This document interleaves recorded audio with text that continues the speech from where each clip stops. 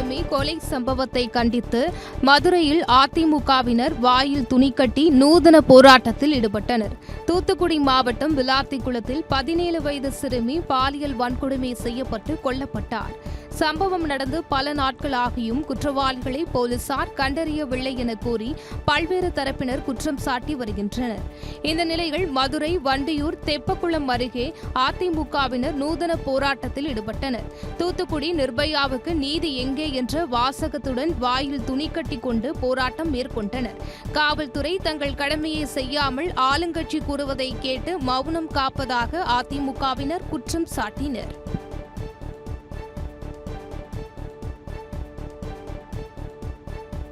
திண்டுக்கல் அருகே மலை போல் தேங்கி கிடக்கும் குப்பைகளால் பழனி சண்முக நதி மாசடைந்து வருவதாக குற்றச்சாட்டு எழுந்துள்ளது. திண்டுக்கல் பழனி முருகன் கோவிலுக்கு செல்லும் பக்தர்கள் சண்முக நதியில் நீராடி செல்வது வழக்கம். இந்த நிலையில் கலையமுத்தூர் ஊராட்சியில் சேர்க்கப்படும் குப்பைகள் நதியின் அருகிலேயே கொட்டப்படுவதாக புகார் எழுந்துள்ளது. இறைச்சி கழிவுகளால் தெருநாய்க்கள் நடமாட்டம் அதிகரித்து அவ்வழியே செல்லும் வாகன ஓட்டிகளுக்கும் சிரமம் ஏற்படுவதாக கூறப்படுகிறது. அங்கு கொட்டப்படும் குப்பைகள் அவ்வப்போது எரிக்கப்படுவதால் அப்பகுதி முழுவதும் நச்சுப்புகை சூழ்வதாகவும் தெரிகிறது. அதோடு குப்பைகள் நேரடியாக சண்முக நதியில் கலப்பதால் ஆற்று நீர் கடுமையாக மாசடைவதாகவும் கூறப்படுகிறது. இதுகுறித்து உரிய நடவடிக்கை எடுக்க அப்பகுதி மக்கள் கோரிக்கை விடுத்துள்ளனர்.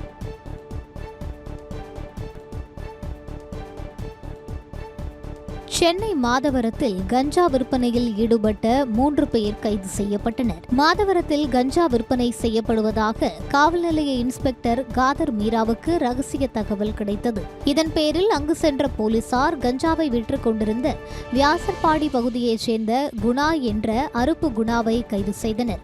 கரண், கிஷோர் ஆகிய இருவரும் கைது செய்யப்பட்டனர். விசாரணையை தொடர்ந்து அவர்கள் வீட்டில் பதுக்கி வைத்திருந்த 3 கிலோ கஞ்சா பறிமுதல் செய்யப்பட்டது. இதையடுத்து வழக்கு பதிவு செய்த போலீசார் மூவரையும் நீதிமன்றத்தில் ஆஜர்படுத்தி சிறையில் அடைத்தனர்.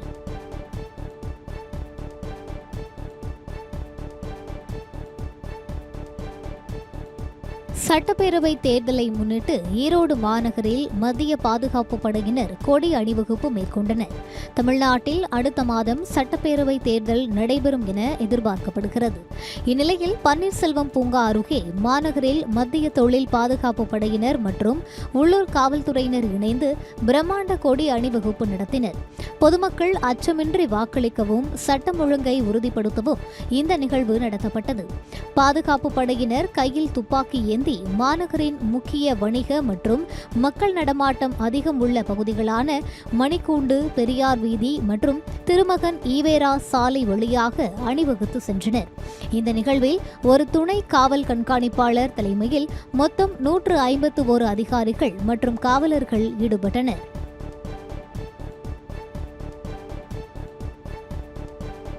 ரம்ஜான் பண்டிகையை முன்னிட்டு கோவை அன்னூரில் ஆட்டுச்சந்தை களை கட்டியது. வாரந்தோறும் சனிக்கிழமை நடைபெறும் அன்னூர் சந்தையில் விவசாயிகள் தங்கள் ஆடுகளை விற்பனை செய்வது வழக்கம். ரம்ஜான் பண்டிகைக்கு 2 நாட்களே உள்ள நிலையில் வார இறுதி நாளில் அன்னூர் சந்தையில் ஆடுகள் விற்பனை களை கட்டியுள்ளது. விவசாயிகள் ஆட்டு சந்தையை தொடங்கியதும் வியாபாரிகள் போட்டி போட்டுக்கொண்டு ஆடுகளை வாங்கிச் சென்றனர். குறிப்பாக கோவை, ஈரோடு, திருப்பூர், நீலகிரி மாவட்டங்களில் இருந்தும் கர்நாடகா, கேரளா மாநிலங்களில் இருந்தும் ஆடுகளை வாங்க ஏராளமான வியாபாரிகள் திரண்டனர்.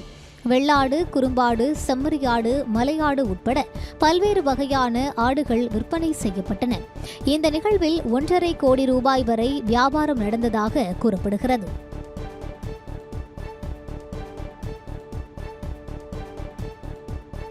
உளுந்தூர்பேட்டையில் காதலிக்க மறுத்ததால் இளம் பெண்ணை இளைஞர் கத்தியால் குத்திய சம்பவம் பரபரப்பை ஏற்படுத்தியுள்ளது.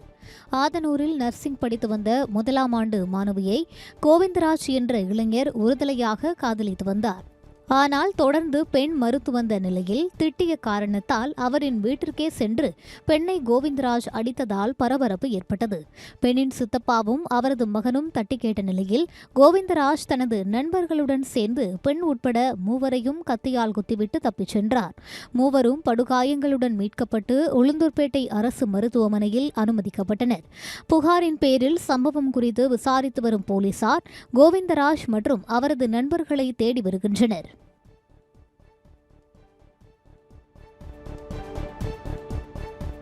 மயிலாடுதுறையில் மாவட்ட சட்டப்பணிகள் குழு உருவாக்கப்பட்ட பின் லோக் அதாலத் நீதிமன்ற அமர்வு முதன்முறையாக நடைபெற்றது. தமிழ்நாட்டின் 38வது மாவட்டமாக மயிலாடுதுறை உருவாக்கப்பட்ட பின்னர் மாவட்ட நீதிமன்றம் மயிலாடுதுறையில் செயல்பட்டு வருகிறது. இதையடுத்து இதுவரை வட்ட சட்டப்பணிகள் குழுவாக இயங்கியதை மாவட்ட சட்டப்பணிகள் ஆணைக்குழுவாக தரம் உயர்த்தி அதன் முதல் தேசிய மக்கள் நீதிமன்றமான லோக் அதாலத் நடைபெற்றது. இதற்கு மாவட்ட அமர்வு நீதிபதி சத்தியமூர்த்தி தலைமை வகித்து வழக்காடிகளின் பல்வேறு வழக்குகளுக்கு சமரச தீர்வு கண்டு அதற்கான ஆணைகளை வழங்கினார். நீதிபதிகளுடன் நேரடியாக அமர்ந்து பேசி நீண்ட நாட்களாக நிலுவையில் உள்ள வழக்குகளுக்கு உடனடி தீர்வு காண இது ஒரு சிறந்த வாய்ப்பாக அமைவதாக நீதிபதி சத்தியமூர்த்தி கூறினார்.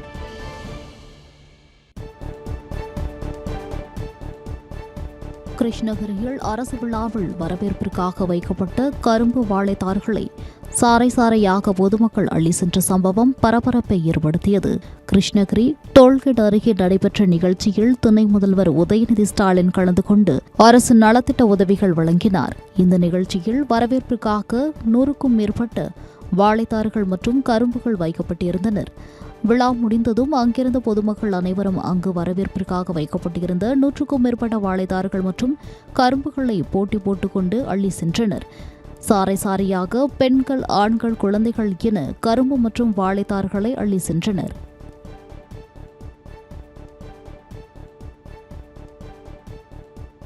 கோவை மாவட்டம் சிங்காநல்லூர் ரயில் நிலையத்தில் எழுதப்பட்டிருந்த இந்தி வாசகங்கள் கருப்பு மையால் அழிக்கப்பட்ட சம்பவம் பரபரப்பை ஏற்படுத்தியுள்ளது.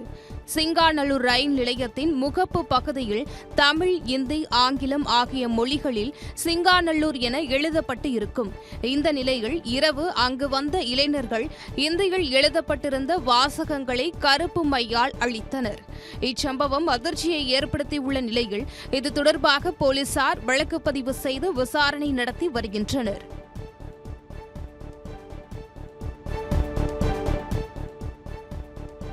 மேற்காசியா நாடுகளில் நிலவி வரும் போர் காரணமாக திருப்பூரில் 250 கோடி ரூபாய் மதிப்பிலான பின்னலாடைகள் தேக்கமடைந்துள்ளனர்.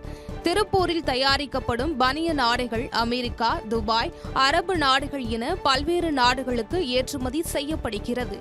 இதன் மூலம் ஆண்டுக்கு 45,000 கோடி ரூபாய் மதிப்பிலான பனியன் ஆடைகள் ஏற்றுமதி செய்யப்பட்டு வருகிறது.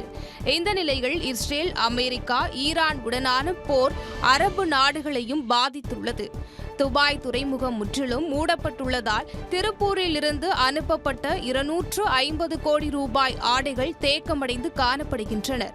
இதன் காரணமாக ஏற்றுமதியாளர்கள் பெரிதும் பாதிக்கப்பட்டுள்ளனர்.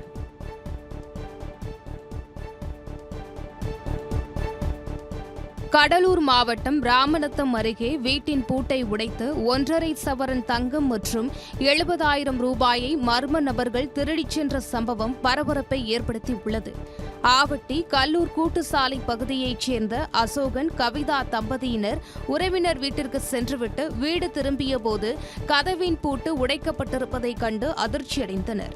உள்ளே சென்று பார்த்தபோது பீரோ உடைக்கப்பட்டு அதிலிருந்த 70,000 ரூபாய் மற்றும் 1.5 சவரன் தங்க நாணயம் கொள்ளையடிக்கப்பட்டது தெரியவந்தது. இதுகுறித்து அவர்கள் அளித்த புகாரின் பேரில் வழக்கு பதிவு செய்த ராமநத்தம் போலீசார் கொள்ளையர்களை தீவிரமாக தேடி வருகின்றனர்.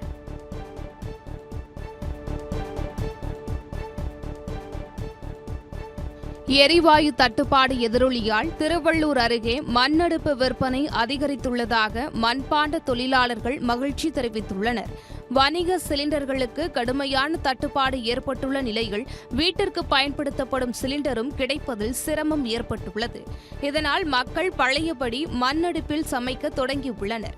இதனால் இருப்பு வைத்திருந்த மண் அடுப்புகளும் வேகமாக விற்று தீர்ந்ததால் திருவள்ளூர் அடுத்த மேலானூர் கிராமத்தில் மண் அடுப்புகள் தயாரிக்கும் பணிகள் மும்முரமாக நடைபெற்று வருகின்றனர்.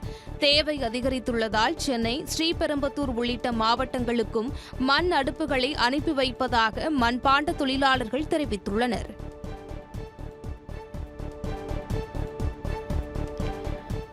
திருப்பூர் அருகே கஞ்சா விற்ற வழக்கில் கைது செய்யப்பட்ட நபருக்கு 5 ஆண்டு சிறை தண்டனை விதித்து கோவை நீதிமன்றம் உத்தரவிட்டு உள்ளது. தேனி மாவட்டம் கம்பம் உத்தமபாளையம் வடக்குப்பட்டியைச் சேர்ந்த அறிவுசெல்வம் என்பவர் கடந்த 2021ஆம் ஆண்டு திருப்பூர் மாவட்டம் பாப்பநாயக்கன் பாளையத்தில் கஞ்சா விற்றதாக திருப்பூர் வடக்கு போலீசார் கைது செய்தனர். அவரிடம் இருந்து 5 கிலோ 250 கிராம் கஞ்சா பறிமுதல் செய்யப்பட்டது. இது தொடர்பான வழக்கு கோவை போதைப்பொருள் தடுப்பு நீதிமன்றத்தில் நடந்து வந்த நிலையில் அறிவுசெல்வனுக்கு 5 ஆண்டு சிறை தண்டனை மற்றும் 30,000 ரூபாய் அபராதம் விதித்து நீதிபதி நடராஜலிங்கம் தீர்ப்பளித்தார்.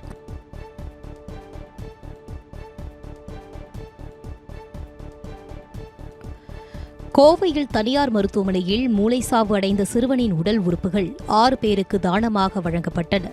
திருப்பூர் மாவட்டம் உடுமலைப்பேட்டையைச் சேர்ந்த சிவாதித்ய என்ற சிறுவன் சாலை விபத்தில் காயமடைந்ததால் கோவையில் உள்ள தனியார் மருத்துவமனையில் சிகிச்சைக்காக அனுமதிக்கப்பட்டார். அங்கு அவர் சிகிச்சை பலனின்றி மூளைசாவு அடைந்த நிலையில் சிறுவனின் உடல் உறுப்புகளை தானம் செய்ய பெற்றோர் முன்வந்தனர். இதனையடுத்து தமிழ்நாடு உறுப்பு மாற்று ஆணையம் விதிமுறைகளின்படி சிகிச்சை நிபுணர்கள் கொண்ட குழுவினர் சிறுவனின் கல்லீரல், சிறுநீரகங்கள் மற்றும் இதயம் ஆகியவற்றை எடுத்து சேலம் மற்றும் சென்னையில் உள்ள மருத்துவமனைகளில் உள்ள நோயாளிகளுக்கு பொருத்தினர்.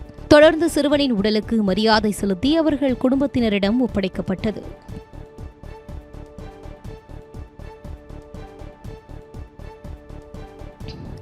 கணவருக்கு விஷம் வைத்து கொலை செய்த வழக்கில் மனைவி உட்பட 2 இரட்டை ஆயுள் தண்டனை விதித்து தேனி நீதிமன்றம் தீர்ப்பு வழங்கியுள்ளது. கடந்த 2019ஆம் ஆண்டு தேனி மாவட்டம் போடியில் ஹனீஸ் ஃபாத்திமா என்ற பெண் திருமணத்திற்கு மீறிய உறவிற்கு தடையாக இருந்த தனது கணவருக்கு உணவில் விஷம் வைத்து கொலை செய்தார். இந்த வழக்கு தேனி மாவட்ட முதன்மை அமர்வு நீதிமன்றத்தில் நடைபெற்று வந்த நிலையில் விசாரணை முடிவுற்று தீர்ப்பு வழங்கப்பட்டது. அதன்படி அனீஷ் ஃபாத்திமா மற்றும் அவருடன் திருமணத்தை மீறிய உறவில் இருந்த ஜெயபாண்டியன் ஆகியோருக்கு இரட்டை ஆயுள் தண்டனை மற்றும் தலா 10,000 ரூபாய் அபராதம் விதித்து நீதிபதி சொர்ணம் ஜே நடராஜன் உத்தரவிட்டார். கேஸ் காரணமாக இப்போ ஒரு 20% ஏற்றிருக்கோம். நார்மலாக உள்ள ரேட்லேருந்து 20% ஏற்றிருக்கோம். ஸோ நார்மலாக போடுற ரேட்டை விட டபுள் ரேட் போடுறாங்க. அதனால் எங்களால் ஒன்றும் பண்ண முடியல. கொஞ்சம்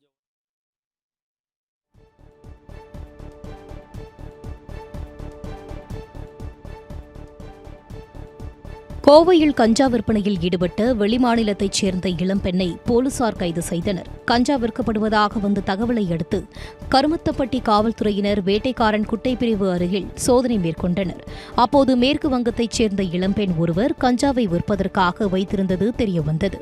இதனை அடுத்து அந்த பெண்ணை கைது செய்த போலீசார் அவரிடமிருந்து சுமார் 10 கிலோ கஞ்சாவை பறிமுதல் செய்தனர். தொடர்ந்து அவரை நீதிமன்றத்தில் ஆஜர்படுத்தி கோவை மத்திய சிறையில் அடைத்தனர்.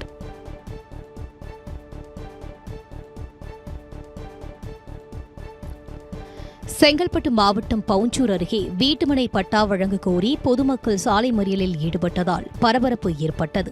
பவுஞ்சூர் அடுத்த பெரிய வெளிக்காடு ஊராட்சியில் 200க்கும் மேற்பட்ட குடும்பத்தினர் தங்களுக்கு வீட்டுமனை பட்டா கோரி கடந்த 25 ஆண்டு காலமாக அரசு அதிகாரிகளுக்கு மனு கொடுத்து வந்ததாக கூறியுள்ளனர். ஆனால் இதுவரை எந்த நடவடிக்கையும் எடுக்கவில்லை என கூறி பொதுமக்கள் முதுகரை பவுஞ்சூர் மாநில நெடுஞ்சாலையில் திடீர் சாலை மறியல் போராட்டத்தில் ஈடுபட்டனர்.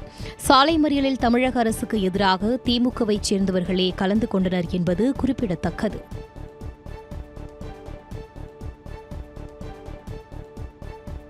ஃபெர்டிலிட்டி சென்டரில் தவறான சிகிச்சை அளிக்கப்பட்டதால் இளம்பெண் உயிரிழந்ததாக குற்றம் சாட்டி சென்னை ராயப்பேட்டையில் உறவினர்கள் மறியலில் ஈடுபட்டனர். சென்னை மந்தைவெளியில் உள்ள தனியார் ஃபெர்டிலிட்டி சென்டரில் அமல சோஃபியா என்ற பெண்ணுக்கு கருப்பையில் அறுவை சிகிச்சை மேற்கொள்ளப்பட்டது. இதில் அவர் உயிரிழந்த நிலையில் சரியான காரணம் சொல்லாமல் பெண்ணுக்கு அறுவை சிகிச்சை மேற்கொள்ளப்பட்டதாக கூறி உறவினர்கள் காவல் நிலையத்தில் புகார் அளித்தனர். இருப்பினும் உரிய நடவடிக்கை எடுக்கப்படவில்லை என கூறி குடும்பத்தினர் ராயப்பேட்டை பிணவரை முன்பு உள்ள சாலையில் மறியலில் ஈடுபட்டனர். இதனால் அப்பகுதியில் போக்குவரத்து நெரிசல் ஏற்பட்டது. தகவல் அறிந்து வந்த போலீசார் மறியலில் ஈடுபட்டோரை வலுக்கட்டாயமாக இழுத்துச் சென்றதால் பரபரப்பு ஏற்பட்டது.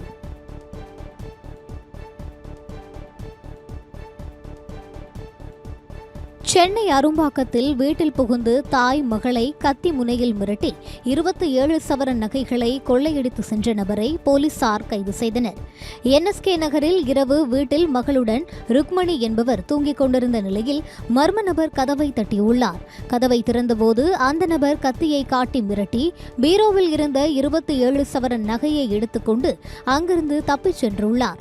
இதுகுறித்து அளித்த புகாரை அடுத்து வழக்கு பதிவு செய்த அரும்பாக்கம் போலீசார் சம்பவ இடத்தில் உள்ள CCTV கேமரா காட்சிகளை கொண்டு திருமங்கலத்தைச் சேர்ந்த சுப்பிரமணி என்பவரை கைது செய்தனர்.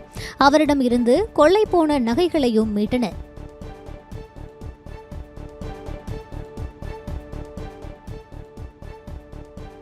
தூத்துக்குடி மாவட்டம் வேடநத்தம் கிராமத்தைச் சேர்ந்த 12ஆம் வகுப்பு மாணவி கொலை வழக்கில் குற்றவாளிகளை கைது செய்ய கோரி 4வது நாளாக கிராம மக்கள் போராட்டத்தில் ஈடுபட்டு வருகின்றனர்.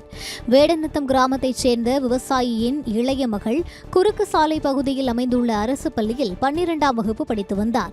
இந்நிலையில் கடந்த 10ஆம் தேதி காணாமல் போன மாணவி மறுநாள் உடலில் காயங்களுடன் சடலமாக மீட்கப்பட்டார். இதையடுத்து குற்றவாளிகளை கைது செய்ய வலியுறுத்தி கிராம மக்கள் போராட்டத்தில் ஈடுபட்டனர். தொடர்ந்து மாவட்ட ஆட்சியரின் பேச்சுவார்த்தை நடத்தியதை அடுத்து போராட்டம் கைவிடப்பட்டது. இருப்பினும் சம்பவம் நடந்து 4 நாட்கள் ஆகியும் குற்றவாளிகள் கைது செய்யப்படாததை கண்டித்து கிராம மக்கள் மற்றும் உறவினர்கள் சிறுமியின் உடலை வாங்க மறுத்து போராட்டத்தில் ஈடுபட்டனர்.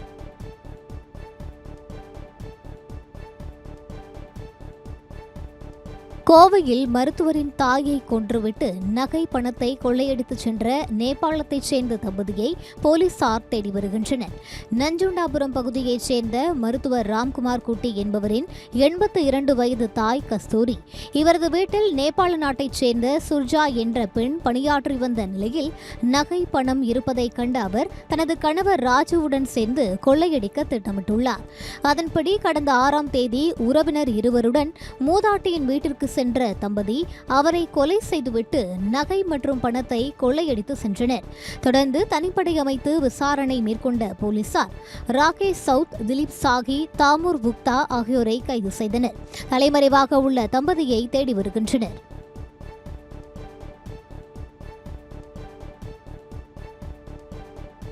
சேலத்தில் தேர்தல் முன்னெச்சரிக்கையாக முன் எப்போதும் இல்லாத வகையில் ரவுடிகளை 6 மாதம் ஊரை விட்டு ஒதுக்கி வைக்கும் நடவடிக்கையை காவல் ஆணையர் முன்னெடுத்துள்ளார்.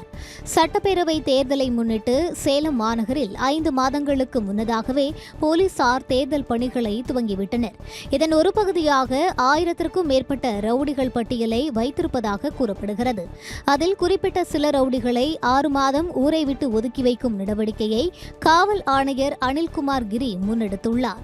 முதற்கட்டமாக 3 ரவுடிகளுக்கு இதற்கான உத்தரவு பிறப்பிக்கப்பட்டுள்ளது. இவர்கள் 6 மாதங்களுக்கு உள்ளாக ஊருக்குள் வந்தால் கைது செய்யப்படுவார்கள் என போலீசார் எச்சரிக்கை விடுத்துள்ளனர்.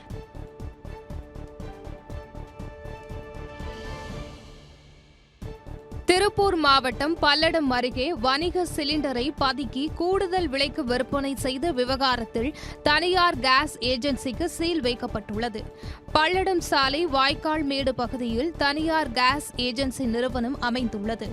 இந்த நிலையில் இந்நிறுவனத்தில் சிலிண்டர்கள் பதுக்கி வைத்து செயற்கை தட்டுப்பாட்டை ஏற்படுத்தி கூடுதல் விலை விற்பனை செய்யப்படுவதாக புகார் எழுந்தது. அதன் பேரில் நல்லூர் நுகர்வோர் மன்ற தலைவர் சண்முகம் அளித்த புகாரின் பேரில் மாவட்ட வழங்கல் அலுவலர் சரவணன் ஆய்வு செய்ய நேரில் சென்றார். அப்போது நிறுவனத்தில் ஏஜென்சி உரிமையாளர் மற்றும் பணியாளர்கள் வராமல் ஒத்துழைப்பு வழங்காததை தொடர்ந்து ஏஜென்சிக்கு சீல் வைக்கப்பட்டது.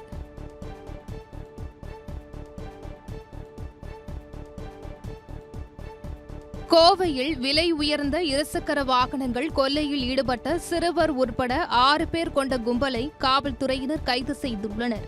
கோவை மாநகர பகுதியில் மோட்டார் சைக்கிள்கள் திருட்டு அதிகரித்துள்ளதாக வந்த புகாரை அடுத்து காவல்துறையினர் அப்பகுதியில் CCTV கேமராக்களை ஆய்வு செய்தனர். 6 பேர் கொண்ட கும்பல் திருட்டு சம்பவத்தில் ஈடுபட்டது தெரியவந்தது. இந்த கும்பல் வீட்டின் வெளியே நிறுத்தியிருக்கும் விலை உயர்ந்த மோட்டார் சைக்கிள்களை குறிவைத்து திருடியதும் தெரியவந்தது. அவர்களிடம் போலீசார் 8 விலை உயர்ந்த மோட்டார் சைக்கிள்களை பறிமுதல் செய்து 6 பேரையும் சிறையில் அடைத்தனர்.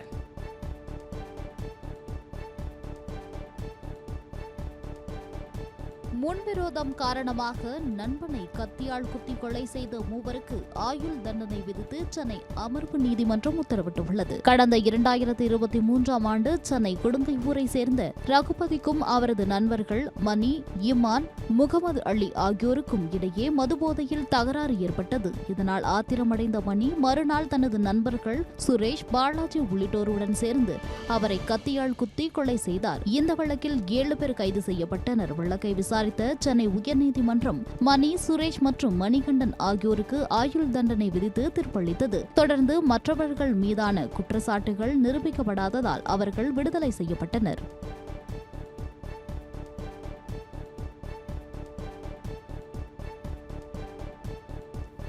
சமையல் எரிவாயு, பெட்ரோல், டீசல் தட்டுப்பாட்டை போக்க வலியுறுத்தி தஞ்சையில் இந்திய கம்யூனிஸ்ட் கட்சி சார்பில் கண்டன ஆர்ப்பாட்டம் நடைபெற்றது. தஞ்சை தலைமை தபால் நிலையம் முன்பு நடத்த ஆர்ப்பாட்டத்தில் பங்கேற்ற கம்யூனிஸ்ட் கட்சியினர் மத்திய அரசுக்கு எதிராக முழக்கங்களை எழுப்பினர். சமையல் எரிவாயு, பெட்ரோல், டீசல் தட்டுப்பாட்டை போக்கி அனைத்து தரப்பு மக்களுக்கும் கிடைப்பதை உறுதி செய்ய வேண்டும் என மத்திய அரசுக்கு வலியுறுத்தினர்.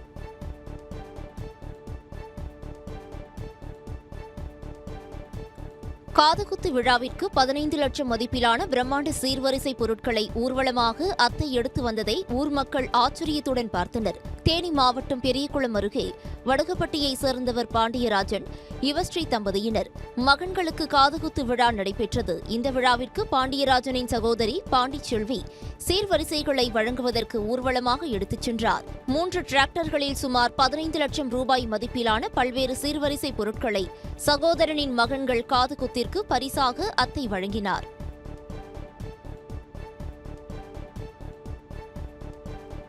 காவல்துறைக்கு தேவையான கட்டுப்பாடுகள் இல்லாததால் சில குற்ற சம்பவங்கள் நடைபெறுவதாக வழக்கறிஞர் ஹென்றி திபேன் தெரிவித்துள்ளார். தூத்துக்குடி பள்ளி மாணவி பாலியல் வன்கொடுமை கொலை சம்பவம் குறித்து செய்தியாளர்களிடம் பேசிய அவர், நேர்மையான மற்றும் சுத்தமான அதிகாரிகள் மூலம் இந்த விவகாரத்தை முழுமையாக விசாரித்து உண்மை கண்டறிய வேண்டும் என கூறினார். காவல்துறையினர் வெளிப்படையாக பேசுவதற்கு ஏதேனும் தடைகள் உள்ளதா என்பதை வெளிக்கொணர வேண்டும் என வலியுறுத்தினார்.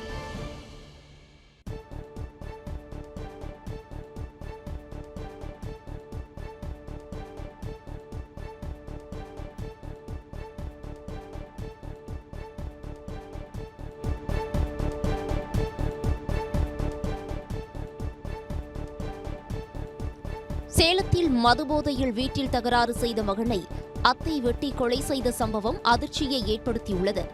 சேலம் மாவட்டம் தாதனூர் பகுதியைச் சேர்ந்த விவசாயி காமராஜ், பழனியம்மாள் தம்பதிக்கு ஒரு மகன், ஒரு மகள் உள்ளனர். இவர் மகன் அடிதடி திருட்டு வழக்கில் தொடர்புள்ள நிலையில் 10 நாட்களுக்கு பிறகு சிறையில் இருந்து வெளிவந்துள்ளார். வீட்டிற்கு வந்த அவரது மகன் யாரும் தன்னை ஜாமீனில் எடுக்கவில்லை என கூறி மதுபோதையில் வீட்டில் உள்ளவர்களிடம் கத்தியை காட்டி தகராறில் ஈடுபட்டுள்ளார். இதனால் ஆத்திரமடைந்த விவசாயி தன் மகனை வெட்டி கொலை செய்தார். தகவல் அறிந்து வந்த போலீசார் உடலை மீட்டு மருத்துவமனைக்கு அனுப்பி வைத்துவிட்டு விவசாயியை கைது செய்து அழைத்துச் சென்றனர்.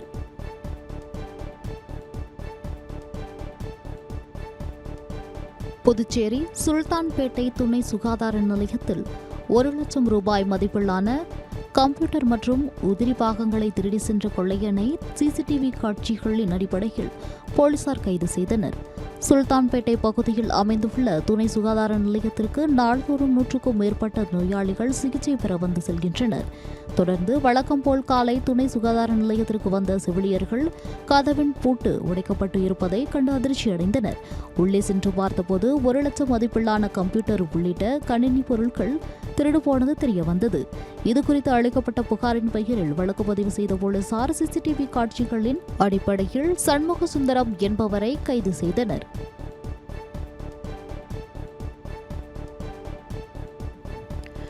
நாமக்கல் மாவட்டம் ராசிபுரம் அருகே வெறிநாய் கடித்ததில் கொட்டகையில் கட்டி வைக்கப்பட்டிருந்த 7 ஆடுகள் உயிரிழந்தன. மங்களபுரம் பகுதியைச் சேர்ந்த இந்துமதி என்பவர் விவசாயம் செய்து வரும் நிலையில் தனது தோட்டத்தில் ஆடு மாடுகளை வளர்த்து வருகிறார். வழக்கம்போல் ஆடுகளை கொட்டகையில் கட்டி வைத்திருந்த நிலையில் இரவு வெறிநாய் ஒன்று கடித்து குதறியதில் 7 ஆடுகள் உயிரிழந்தன. இதனை கண்டு அதிர்ச்சியடைந்த இந்துமதி கால்நடைத்துறையினருக்கு தகவல் தெரிவிக்கவே சம்பவ இடத்தில் வந்த கால்நடைத்துறையினர் ஆடுகளை கைப்பற்றி விசாரணை மேற்கொண்டு வருகின்றனர். சுற்றுவட்டார பகுதிகளில் இதுபோன்று வெறிநாய் கடித்து கால்நடைகள் உயிரிழப்பது தொடர்கதையாக உள்ளதாகவும், எனவே மாவட்ட நிர்வாகம் உடனடியாக நடவடிக்கை எடுக்க வேண்டும் எனவும் கிராம மக்கள் கோரிக்கை விடுத்துள்ளனர்.